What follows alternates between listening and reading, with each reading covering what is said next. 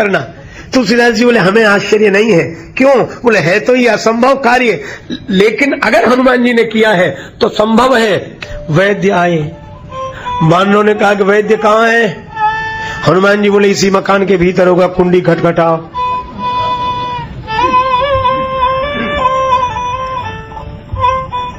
वहीं क्यों नहीं जगाया वैद्य को?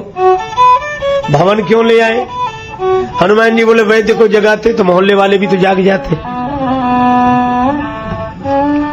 और फिर हम वैद्य को समझाते कि उपचार के लिए चलना है, पता नहीं वैद्य आने के लिए तैयार होता कि नहीं। आपसे तैयार नहीं होता, डांट डपट के ले आते। श्री हनुमान जी बोले ऐसा कभी नहीं करना चाहिए। जिस वैद्य को इलाज के लिए ले जाए पहले ही उससे झगड़ा कर ले तो फिर मर्ज की कौन कहे, मरीज ही नहीं बचेगा। तो अकेली चारपाई ले आते।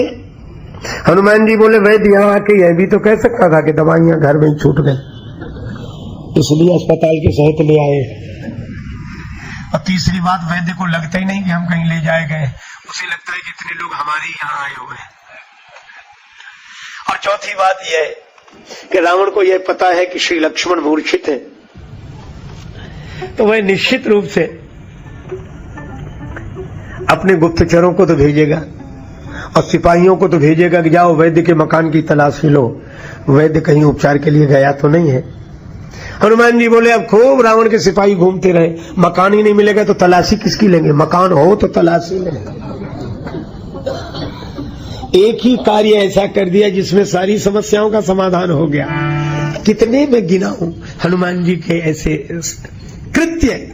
वैद्य ने संजीवनी बूटी के